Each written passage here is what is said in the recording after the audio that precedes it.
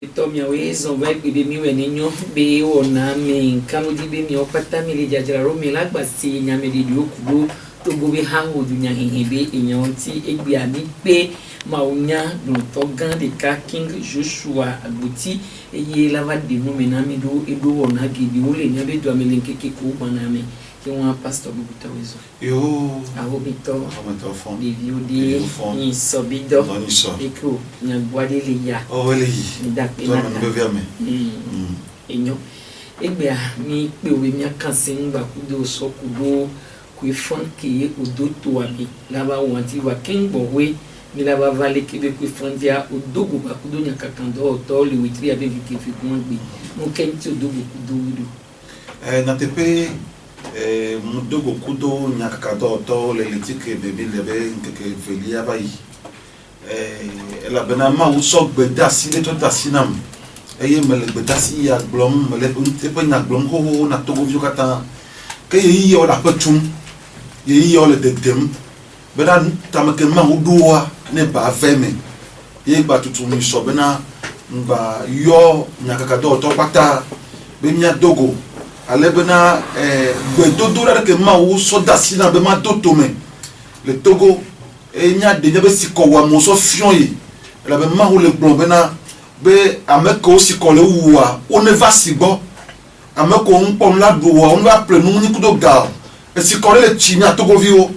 e siko kele chimi ani be togo be totro togo ye be siko le chimi be kakanya togbe togbo na ni wa se de gbe ya ameri ma be jijo popo ase totoro na togo to be jime leke po neni gbe so gbegble me so kume o nemi so dolele me e ke o ma pota na o gaka ma o be gamesu ke ye nto ye didi va be ade be jukoa ela be ma o ye propriétaire na amegbeto ye wo amegbeto de siade ta gamesu ne ma o be na enu ke be so na do tambe ya to honoa yin to ya wo enu apenti do ya jire do ta e mele pe jukoa kata ni so be na dogo le 8 et le 9 le Togo 2000 ale be mi ate on apo koko na ma wo a de yo ti ko wa mo fi ma wo enya kele gbo Togo ti le 2020 ya na va melo na kele gbo na va melo ye be ta ko mi woni choa mbe nyanti oyo nya kakan do do akpi e dia mi donate sibe etude sia dia ego efio be nya fio gugu be nya to afike be joso mta pe na be bia won efio duduwa ma gbo be ma won to yin efio gan yeni fio ke do chipo ple anyiba gome anyi be be nse fifia e ke ma wo do nu avoa ebe ya do agbeto do anyiba nu ba nya gbo anu anyiba nu wa ifunu ma wo to de fio do fia gba to yin adam ye ma wo de fio do anyiba ji le won ke voa e fe me le ebe tu ko ke nto wa cha na do ko me ya e gbo be amere ko ma du tu ko je yin to yin fia na wo kaka le Samuel be game ya fun me Israel you agbo be poda mi le di fio abeleke bele tu ko me leke maudu na tu ko poteo maudu fiana wa ne do fiana yo tane nema ma wu ke ti be ntia no be tu ko ji vo e ko wa biu ama ngbe e to ne Samuel be ne do fiana wo le fiana do ma tia Samuel na wo le fiana do me entia ma gbo be ma wu ye nya me ke do na fio Bible agbo le lo do ba gbaleta amenyi popo ya me ya to ma be na jinye fia o to na fia amegawa o de na se jojo eye dinye ye amenkuta o bondola o to na o suna amegawo eta fiarudua ma wuti be to na fana e fiare peme ni keme ma wori o e fia se fia ke la nyigbadia ma wodo no kata e na nye fia e ba onu fon o e ba onu nyu o ma wodo na o ma wodo fia sol na Samuel na Israel yogba ga ka ba do to ma wode ke ba do to ma wo wa ma wa e ko fia do pele si e kwa e ko fia pele si o nya be gbege ko fia pele si ya gba ma o do dasire ne voke ma nuke ma obene wo egbe wo eye funu meye Samuel va la te nuka wo mbe no te po mo va savo ne ma wu ke mbe aya mo nke jo savo ke mo mva funu meye Samuel bena ke duko a ipo aba ko wo enti savo obo mo chinu yebe leba upo awazela romene yebe tebe egbe ma ko fere rasio yebe soja sina amebu donc ane ma udo fio ma udo na fio funo yo bon le getoro do nyo vosa funo bon le getoro do nyo vosa e mu se anyo agbo fe ami ata ebe kemero to ma wo wa ma ucha egbe e wo ko fere pele si egbe ya donc ma udo na fio ezidi na Daniel Brun be ma wo yin apeto na yi o ple azangbe o eye duna fia osidi ye gbade na ole ezidi ta le fia du pome nyamea ameke duna fia du pe gomania ye ni yewo wa mawu ye ni fiogan ye tora fia du pe de la silame ye revêtir na me na autorité royale ye solidarité na meji ma wo duna fio papa c'est ça fio ni ba che ko pa yo glement so daralo amedi ma wo duna fio lo enyo pastor akpelu medidi ata le godo bakudo nyakakando to lumi alita roji mukenti odogo kudo beni wakakanya na mowa nuke ko uvali nyakeku nyakobio eleke nya medidi ova yi tutuba ekeye mdogo kudo wa nya bedasire ke ma so da sina mke am so edon kumenao bedasi ya baba le mo anu le fi ele français mais an le nya de comme le gbeme ebe ma wole gbonam le 27 août mais ma wole président le gbeme mon nom est les dépouilles du butin des Togolais seront distribuées bientôt. Ils mangeront à leur faim au nom de Jésus. Un peuple sans vision est un peuple sans frein. Il est temps pour le Togo de rentrer dans ma vision par l'homme que j'ai choisi. Je dis bien que vous n'apercevrez pas les nuages, ni les vents, ni la pluie, mais la vallée se remplira d'eau, car c'est ma jalousie qui l'accomplira, et vous saurez que je suis Dieu. Je fais ce que je veux. Mon règne est au-dessus de toute souveraineté. D'éternité en éternité, je suis Dieu, l'omnipotent, l'omniprésent. Je vais changer la situation sociopolitique de ce pays en paradis sur terre, au nom de Jésus-Christ, selon ma justice, parce que c'est moi qui ai instauré la fabrication du serpent brûlant qui était élevé au désert. Ceux qui étaient mordus par les serpents et qui avaient levé leurs yeux pour regarder le serpent brûlant ont été sauvés. C'est le tour du Togo d'élever ses yeux afin de regarder le Seigneur Jésus-Christ pour sa délivrance et sa liberté des mains de ces tyrans, car le Seigneur Jésus-Christ est la seule échappatoire qui le sortira de sa servitude. C'est pourquoi j'ai choisi un homme selon mon cœur, courageux, doté de force et de puissance pour accomplir mes desseins. Parole de l'Éternel. Amen.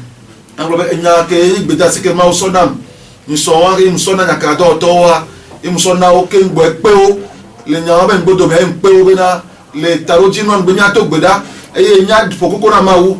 be tukọ ke nti o ye be nkodo wa ne ba jesi be vodada o be jesi be nuvo wa ne be tro de yenti ya ye be de kuku na pokoko na ya se be gbedura so jipo e ya hona o nkale ti be epedova ya tokoto ji de popo ya be ma o de yo fo mfe me o parce que mo be game nko so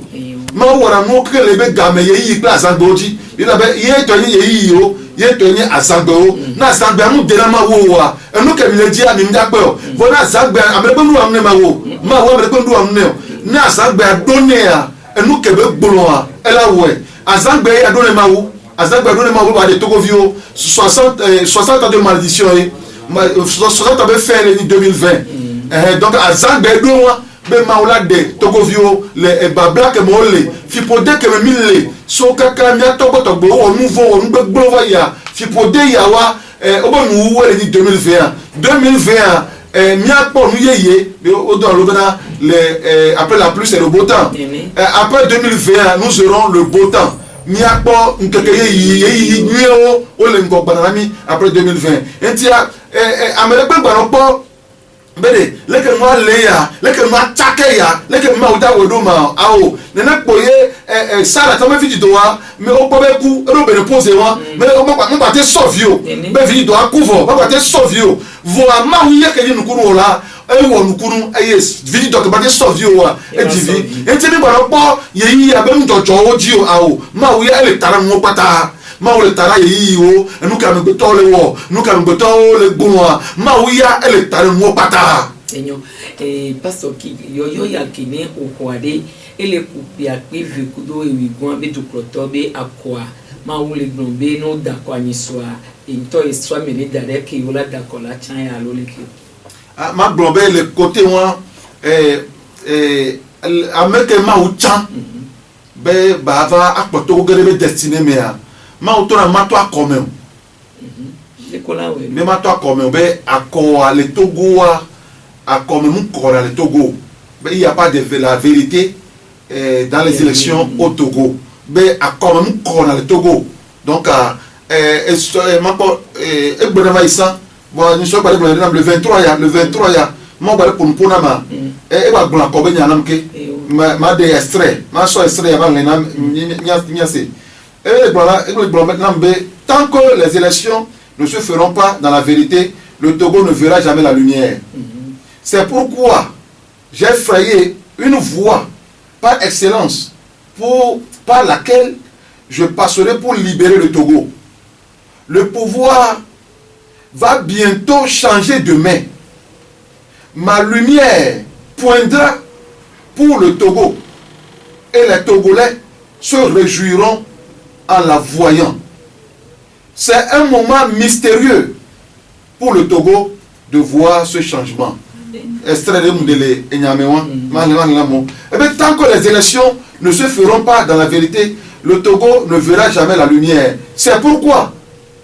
j'ai frayé une voie par excellence par laquelle je passerai pour libérer le Togo. Le pouvoir va bientôt changer de main. Ma lumière poindra pour le Togo et les Togolais se réjouiront en la voyant.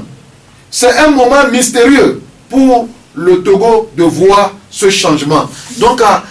ma unto tamo bubu dade ke ti be wato yanchi mbrabe ebe chame ameke cha ye chele Melchizedek be dodo anu e chame ale chabe ma wuya ebe constitution elle ta na Togo constitution Togo constitution on respecter ne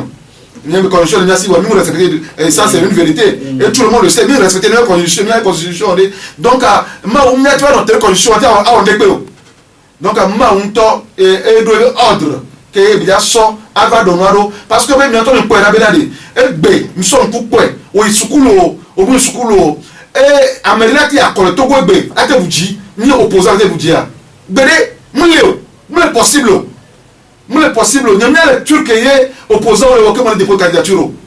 nyamia les Turcs on a situation socio-politique à bon les déposer candidature non sort no isukulo le Togo alors we isukulo le Togo non son commission pour moi anye benade assez comme benade amere condition me permettre benade ate élection le Togo adujio condition me permettre. Donc, à Togo, le problème, c'est accueillir les gars. Moi, je ne sais que Bobo na de Togo ati Bobo me ko hebeni akole pa ndakpe na mawo ndele ke ye be munye le ndoko akakoro ko mtele wame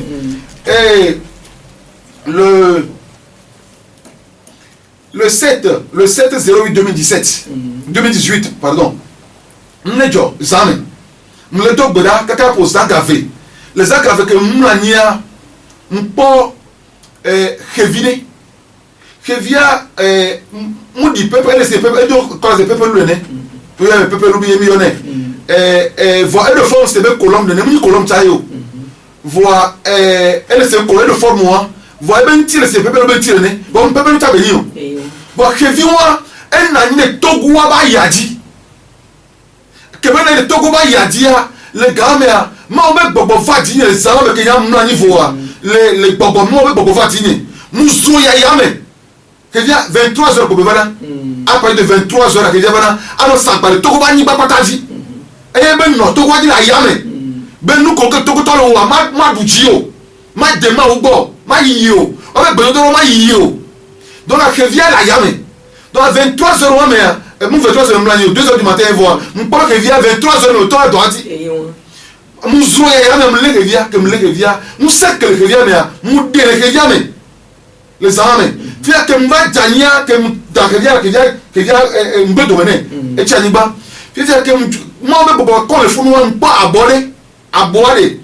et abo avec beoleme jardin façon beoleme que beoleme là o di nous ani ba me le fou nous et nous ko di e mo pe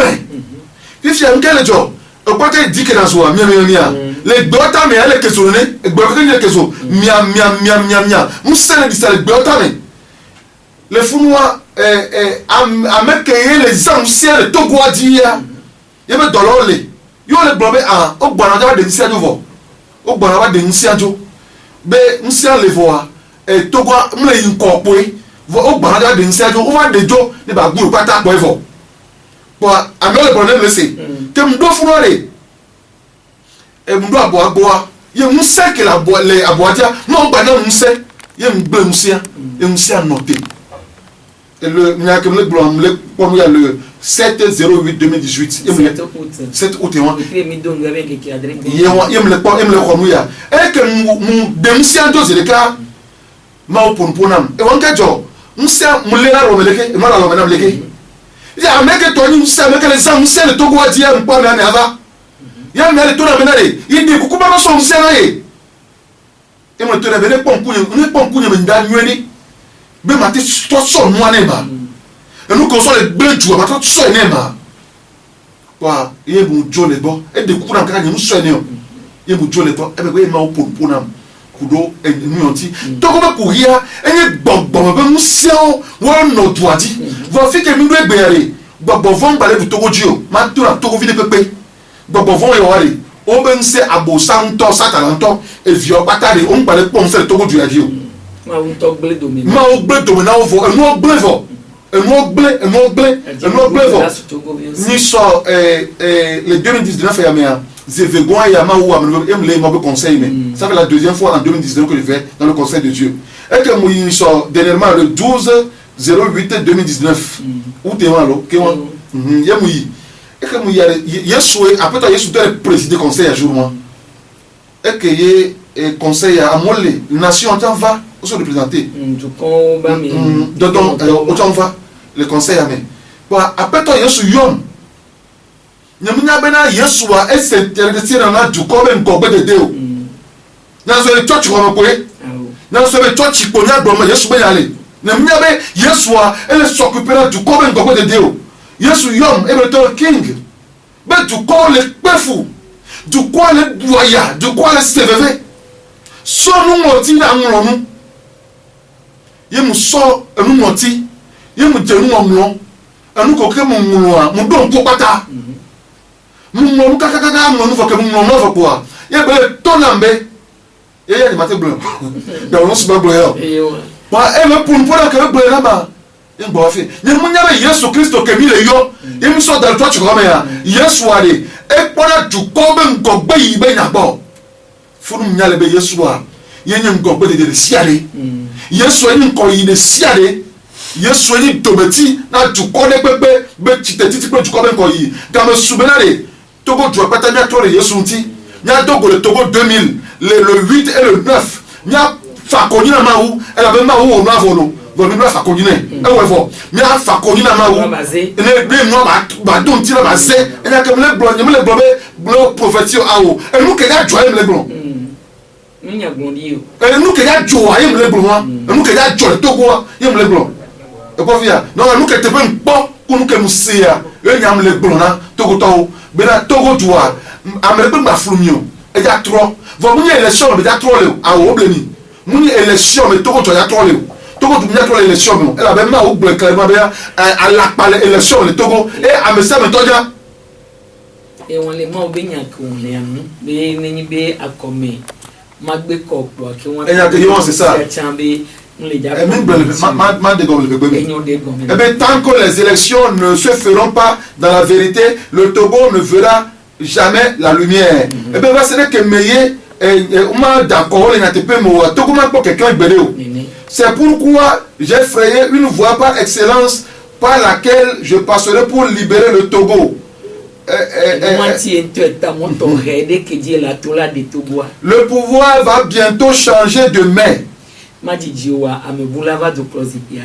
lumière poindra pour le Togo. après que clé la clé na Togo Et les Togolais se réjouiront en la voyant. et Togo viola podi jouer ni be o po clé C'est un moment mystérieux pour le Togo de voir ce changement. amle manu gane bele jani ne Togo ni be po ne be to 3 amen Amen. enyo pastor sibiale ke ma o de mo pata do gufio yo le gbon ba ko do kankan loji wa jajira do wo ko do akobe dadantia echan la zone adi egomeni be o la temu agogo ameko le projua juro la tono be oni dasi akobe nya o do nu kincha ma o le jawo mu yeye na Togo alo la dako akengo we nu yeye lazia O pobe ne ka le ke yin be ma o be nyawa bibla be ma o be mowa enye adahwa jeje na ke hiame nene ko ma o be mowa enye adahwa nya na ke hiame to ka ke nya me ko o kwesi ya ma o be nse ku agbe be nyina ni donc o pobe nya fifia mboe no bo akpo kpo ameso obe Mose be protocol ya so Egypte na kpo so kana mani maji Mose ke nya Egypte be kata nwede enya Egypte be jo nwede ya e protocol to aputamo le nunya la oboa ya kameto yi Mose yo Mose ara hanto yi le yo matin to apo amedi o matin pa fo am wati to afo be la yi eduwa me o voluke de Mose ya kpo am ya to apo me o fike ma o to ne benito e fike ma o ya to ne benito e wa duvala me to ko nke o enya da bajenya opofia e ko wa do jeri ko be tume ya jeri ko ba e be gre po e lolo be hun la te to tamene fa voa ma o be nto o le zo wa po khla wa ki hawa tro de wa to zandre voa le nya gbegbe ya no bo so bomb gre ti ba do mo me po wa no so o la we gbo po la kaka vo ma o ya bo po khla le munya la oboa c'est insensé donc munya ke mle gbo fifia le mia be munya la obo to boa ele insensé na o ko ba da baje wa ko ba da baje ni ada to pe la ho nya wanji ada wa to pe la ho nya wanji se vo ameke po e ma wu kle de ya mi ame ameke ma o kle de be jimia ye pe la te se nu ke mle plan ko me ma won to jangule be ame ko be onya ho ma gula be wula e be nya do ye wona ne be le won ye wona ne be le won nye o manya to se na mo be nya ye won donc a nya fifia ma won po de mo na mhade be ma va igbo na wo e de mo na ma gbo na tukuwa ye won won po de mo na mhade be na ma yi wa gbo ne ma va igbo na wo ne gbegbe de mo na ma igbo na wa ma yi e ma va igbo o te mo dodo te nda ko wa no ke mo jurube ya wa ya wa ne be vraiment et non pas so le mo be le yo du comme vieux le witri ke me mi la dia me fika tutu yo le yo be yo adogule mle yo Togo vieux pata nya mu touch be nya yo lo e Togo du abe nya yi on me sait que bele dit to amesia me ke ye to to be si ko gbele wi po a amene pepe bi la bena le ma yi ane ga ke me ye gbogbo didi va amesia me ke la ya pota be nko ola nko ola de huno so e ba fapo ole yi apostolo le kakama nya le yi ye huno ataba le gbona mo be le Yesu be ko be a gbogbo ko ni to go la me ame a gbogbo va to go la na me ye nu so te no te e wa bena Yesu be nka yo tere me no te o ameke mu chite nya ji o nya ti wa ele nya ti donc amesia ke yi Togo vi nu ka o na so ke mo le o mo le pe amesia me va Togo 2000 bébé akene ko si ti da mawu musulman de pepe amesia ke gamena de mawu e do tamere Togo ti be 2020 Togo ba nigba e ya to le ntia fa nya ke le blo bena e la femme le pas aujourd'hui allo tukarane allo le avant de nya awo e la femme le ntia femme ma on to nya le ke ba wo do rami ma on to nya le ke ba wo do ye Togo vi be ma wa ko ra nigba ma on to nya le ke ba wo do Togo vi de pe be ma ko ra nigba ye nu go me c'est la femme to to la va le nu go me c'est me ntia mle pe Togo yo kwata le Togo 2000 ye Togo 2000 fi ke ye fois on a fois le ya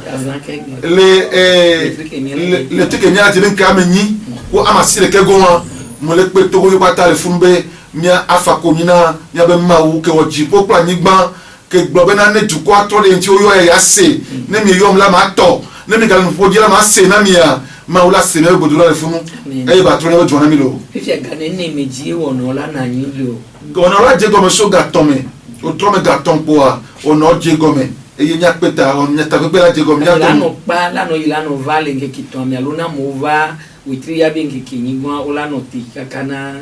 e de pas fika moso e de pas fika moso donc na mo ko lo me fi e no pe mi pa quoi mi pa 19h ou peut-être 20h quoi a me faire introduire à home ne ngba ki ya nya to apeta 15h ke e nya wenu pastor le jajraro mene akwa amedele ame agblɔ be etsana nyi kɔ ya lo be akpɔ gome la kɔ abe dede vɔ ele nam le nya be mawu gblɔ na yi be eye la nɔ zikpuia dzi de mawu la te ŋu gblɔ ne be nya ne ame sugbɔ le mia be du ame ame sia ame le gblɔ be ye nyi mawu be ame tete akedza kplɔ do. Kpɔ be ndeka kele nyanya nyi be souvent mawu gblɔ be munyame ke ele di o munyame ke ele putu o gake tsatia so na mawu ŋutɔ gbɔ enti so mawu ke tsana ame gbɔ enu ya bila wɔn be le dusi pe ya ame sugbɔ la gbɔna be ya putu vɔa ne putu kaka ame ɖeka kpe duna dzi ok nye ŋugbe o na me de gblɔ be mawu tsa mawu be tsa ya nye ŋugbe o vɔ ame ke mawu tsa ya nya ŋkpɔ amea nya ke mi conseil amea le 2018 me wa et mi conseil am ŋkpɔ amea même depuis 2015 mais quand il faut me conseiller à me tout le monde 2015 il me conseille me tout le monde que me tout le monde pas mais avec il y a du fio un point donc nyam de sia mais bon via la personne est établie depuis le ciel quand du pour doit mais mu fi o doit mais aller wa quand du pour doit mais aller au décorer mais et nyam po donc na me de le problème ma o cha ya nko na po nko gbera avec ma o cha po a ya pe vonu ke ka ke da funa le chrétien ontia e na funa vide be mi na be mawa mi donner se ba la patron ni parce que nya ke ma mu gbon wa mi no ta na za no baba ma we gbon ba faut que mu no le la chrétien won non que les moyens ni be ni chrétien do ni chrétien non to do ambition de la globe ni to do ambition be ma onu ya ne didire le onto me wa globe didire le me be ma onu ya ma wuye be na ma we chai ma we gbon be ina le ko won ke emi le wa won amunyo ba via ne ma un gbon de wa ngba da tele ma si ma wo gbon awo wa amunyo ma wa me ke ma wo chapo de ga me supa mo ta de me le go ami se me la kwe pastor ndo epidemie ade yes taxi de ndo wa ami ale to na be ya me pi won mi a o le ja d'accord be akokeye o da ho le bonbon me ba pa dia be mi ami ho se be enu mi ba ona le ntila me wa yin na ko da gba me bonbon me to na nyo da ko ka ko do ame fo be mi akobe ne o ka ka o vo ai ke mi ba ona le ntila me wa de ko mi ba tena duru no adi e na be ko le bronya be le mo be conseil me o so ame ke la du fi o tien voix mo le kan lo di mo le ho di si be bi amen enyo papa mi nya be to go vio le boya o si be ma o ba menene ne o le bronya yo fi fiare ma o si bo le do no politique menene pobe mawa ye dum do fibe ye do fiadu po gomani ye fiadu pe de pepe ya ma ba mo dura mo me parce que be ko wado sola Samuel edoe ma ba me doe po ye ya politique avant ma ba me do ya ça Davida ma ba me do e ke be si amine ye ba ike ko Davida ye ba si amine Davida donc le fiadu pe be nyamea ma ba me wo ni dometi tore sa pe na tota na so na ke kan de to na waji na du ko dem le buma ba mo wa mu ka de na ma wa mo le sa pour faire bien mo va les dometi ma wo ni dometi na faire loi donc ma wo be représentant wa ni dometi o ko via efio Josaphat kudo efio Yoram o le yi egbeji gbedeka o le gba kudo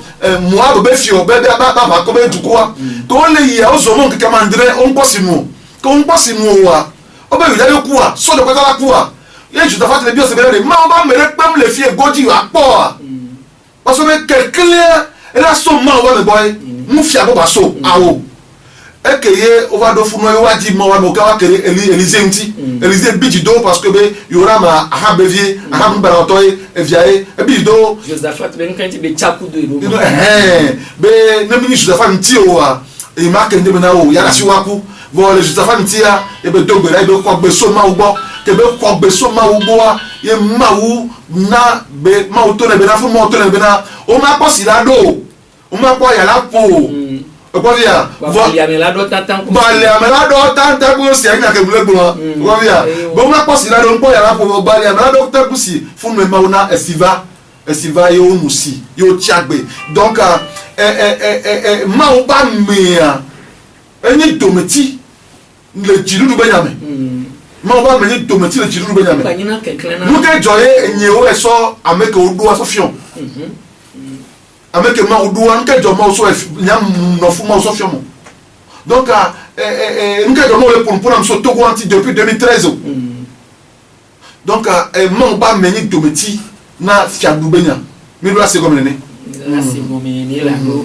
yebe fioko tonu anyicha yeba mekube dona roda na wagbe yewo be mi wo mi aleke maison leke no maison leko wa mi aleke la to David nto chama wa me to ne be ko wa munyore e do lo balo ne gbe ba be enwa ye wo ngbe yewo c'est ça ke wa ma ba mi wa odula no e fa kele ne ni ade muka ma ba mi wa o mu ina to proto gbo atro be du proto e mi aleke kule wa lu ma o ba so gbedu asino be wa so no na du proto ni wa no promi wa lo leke oke nya be edua enyi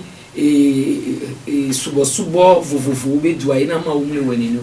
awo ko souvent ni be ma o ba me e la ke fio bola so nya so ba ino fio ma o be nya so ba ino fio bo souvent susule no na nyasi e suso yin be ne muta ba ka mute fio agboa ma gbonya ke ma gbon ba so kana ma eyan ke la nyon ni la di enu eyan ke la toji ni ya ni ba na mga yemi ji na mi le gbona e fio donc la corruption au fait e ko e ji vrai ko via egbe ma wa mo gba servir ma wo ma wa mo le servir intérêt servir wan to wa be podo donc no ne fa be no ifia bon ne ya on tere to na tepe na fio ko via o be gbona nya ke wa gbona ba vivi na fio e fia ba so e gana wa e mo wa mo gbona donc vo le blé ma va ya e ke ma o don Elia no da e fio ahabo e ke be ko Nabot back belia. Et que fianto pour Elia Zedeka, il y avait à moi, il m'a négocié, n'est pas coudio, il m'a corrompre Elia. Et vos Zedeka, ben, il y a photo, les Kadamtinia, ben, il y a une photo, où il y a Israël, photo, et que le woman que le tour le cul pour l'un, a fait que à vous, il doit n'avoir pas voulu, a fait marquer à vous, à l'idée à vous voulez. Et au jour les bon. Ta ma wa mo wa o gbonya te pe na afia o wo gbe ma wa mo ko le gbe ya gede wa o ngba te ina afia o bo ato ma o ba nya te ma o gbona o gade mo no to nya o na wo tina wa yo me ka ko wu na me du to chafa ne ma wo o po afio emi a ma o ba me a emi a dimension le me dimension que ma o na wa emi o la no la so do wa comme que ma o so no c'est ça amoko ina afia o bo a dimension à un niveau que passe que tant les do moment là toi tu vois mais et ben dimension le faut avec une affaire au bois ma ou dana kokon mais bon kokon mais le wati et on soit une affaire au bois c'est même moi c'est le nia que moi c'est une affaire en botoné une fois on a déconné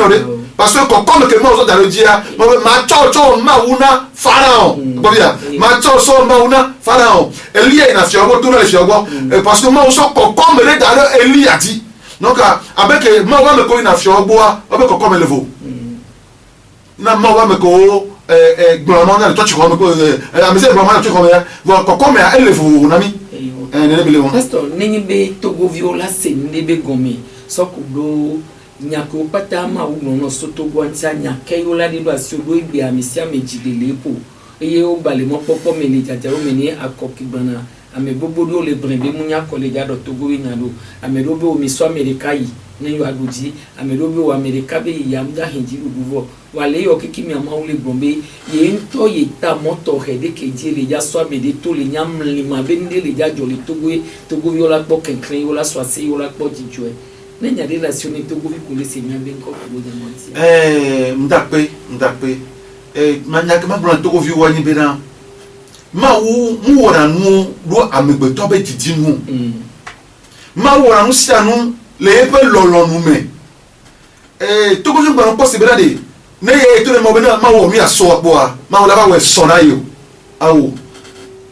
ele to ko be nyame a mi diga subo edu ame fofo sinu sele fofo sinu sele fofo sinu sele e o pomo ga na fofo sinu sele la wona yo fofo ma ga npa so game ya su nyam le blon be game ya su na ma wo 2020 ma wo be game na Togo 2020 fi po de ke ya gba Togo je be nu nya Togo nu ko de siva yi be nu wo won yentiare mule yo etoko vi pata mule yo na bien ma bon sang fo be vieux pata mule yo papa nya si be vieux ko ye ni fiaga kele kakara na koza me fiaga kele koza dia papa ya dema mule yo vieux pata mule yo togbe anyi togbe agoko li be vieux pata mule yo fo li be vieux pata benale on ne va me penyara peta nemi a dekupura ma oni sore nu ko mi atogbo desiva ya e be zutu ko mi be su fi bo de mi po jijo po wa mi a dekupura ma odeta ma la senani e yede ma o be gamin to souvent et le 2020 mea e nu ke ma la wa na mi be akoda da ko wa no de ya e nya kele e pe nani bo e ya ngba ya no ne ne e ya ma odo tam ye le nu san ka mi ko to la wo mea ma o ba si le ji o ji na hade bana ma wu pa ba le ji beya hona wo de la ve abo le ji beya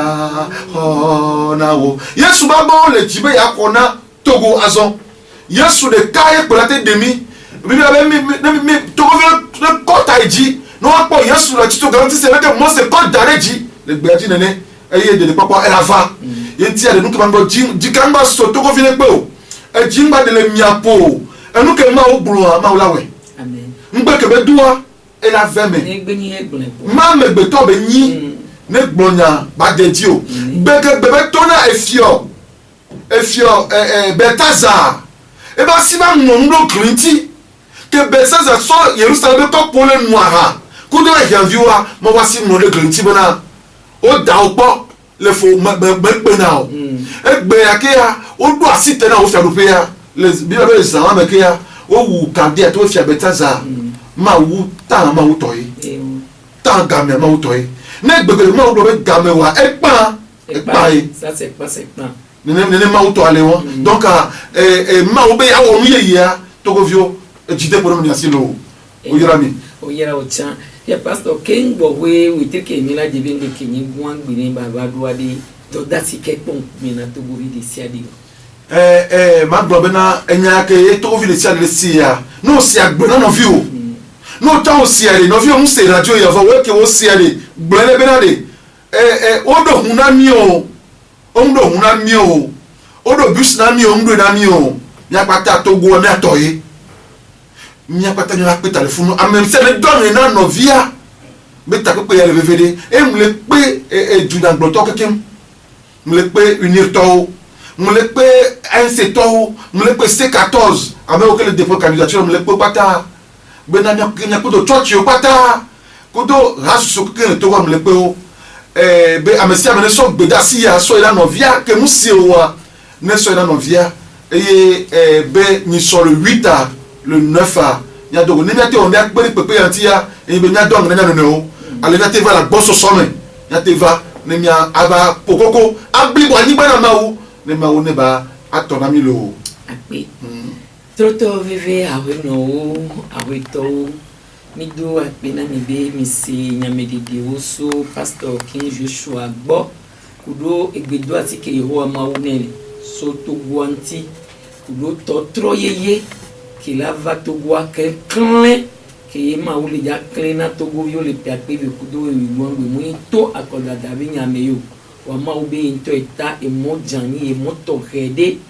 be ameke la va lo e dua me la de to le be fu pepe be awa du kududu feve se be sia gbetomea e ne ba mea into e chento no me to rede di e nyamle ma be mle ke la jo e Togo yo patola po e yo la soisi o la po di Dieu o la nya be yeni Yehowa ma wo se petato ki won agbedo asi won ma wo ya egbonlevo nu ke be la wa e wole gbogbo me kekemvo wa di ne ba do ntina ele be nya Togo yo chamia kukutu nya gba no do gbe da nya no do ape ne ma wo do avun ke be dre do Togo ta do ke be woni Togo nya no da pe ne do ta jin ko kembo we di ludwa baba ze e wontia o le pe mi o patane we trike mi la dia bien que kini gwa kudo asile ke gwan gbe le fois Togo 2000 afiko wona si fi obi wona lea gbe dodo be wona gande le funu mu kan church ko ino nya mu ni church be nya e mu ni be mu ni church ya mu ni ame ya leki awo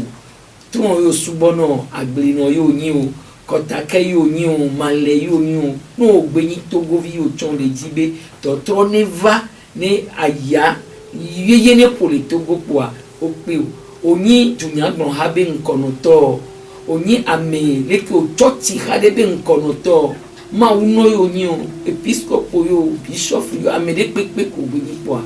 o kpe o be ava kpɔ gomi le ɔna ya me ne o nyi togovi yi o lɔ togo yi o kan ɖo dzi be tɔwo nɔ la te ŋu ŋdanu wa le togoa ki wọn yɔyɔ ya eyɔ bi o tsa kpɔ gomi le me ne akpedodo asɔnatɔ wonɔ do yebe lɔlɔ kebe do na togo yebe sɔdzi lulu ale dza sɔ ne le fia kpe do wi wɔn ta mi yɔ me terezia ɖe de ma sɔ nye ŋu le de dɔn pierre gado suleman gba kple kiki sosa wonɔ mɔɖandɔ pia mi dɔ kpe ne pastor king joshua buti eye va de nuwo me na mi egbea ke wọn kekia ba dzidzi ne mi wo kpata bye bye.